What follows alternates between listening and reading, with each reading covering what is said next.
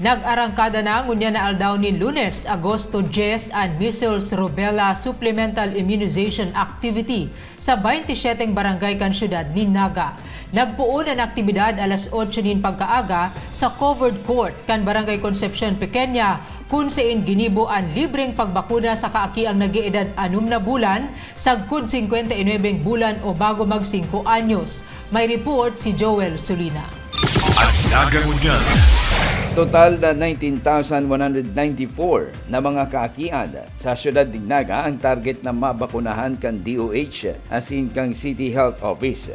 Ini sa tabang ka mga barangay healthcare workers ngunya na bulan na Agosto kadakod kang Measles Rubella Supplemental Immunization Activity o MRCA na parte kang Ligtas-Tigdas campaign kang ahensya na nagpuon ngunya na Agosto 10, 2026 na libreng itatao sa mga kaakiang edad 6 to 59 months old sa gabos na mga barangays kang Naga. Amay ang daw na Lunes, ginibo ang ceremonial launching kang MRCA sa covered court kang Barangay Concepcion Pequeña. Kasabay man digdi ang nasa iba pang mga barangays kang syudad sa saindang respetibong mga healthcare centers. Sigun kay DOH USEC Dr. Gloria Balboa, nakulang bagay na protektado ang mga kakian sa helang na tignas asin rubella.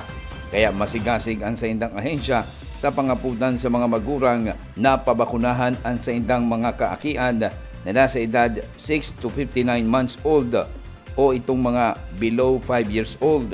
Target ngunyan sa Naga City ang 96% na bakunado ang mga kaakian laban sa tigdas asin rubella. Kaya man maging sa mga hararayong lugar kang syudad sa indang dudumunan, dangan pinahiwas pa ang information campaign dapit sa bakuna, ngaring mahali ang pag-update sa nasambit na bulong. Ayaw nilang pabakunahan, okay?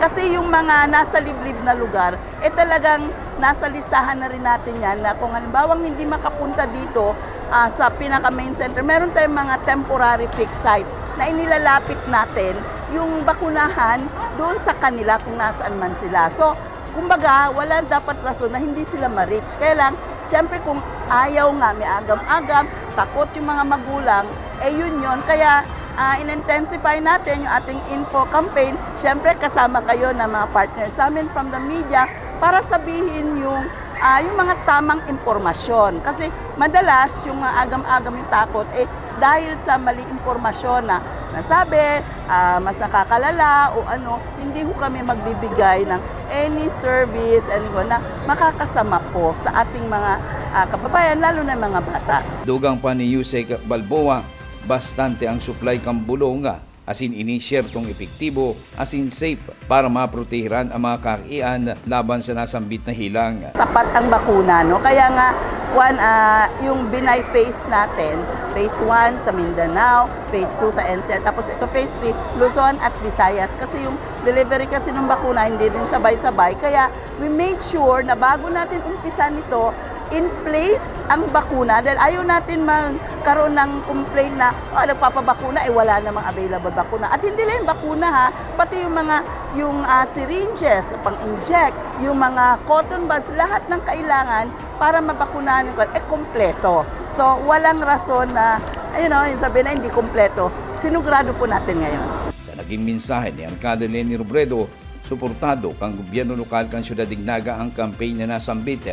Asin nakapag-issue na siya ng maninigong direktiba para man sa pagbilog ng sarong team na matutok para man masiguro mababakunahan ang mga kakian laban sa hilang na tigdas asin rubella asin makuha ang halangkaw na target na porsentahe na bakunadong mga kakian. Kasi may mga natatakot pa rin sa bakuna. Ang sabi ko sa kanila, alalahanin lang natin yung nangyari ng COVID.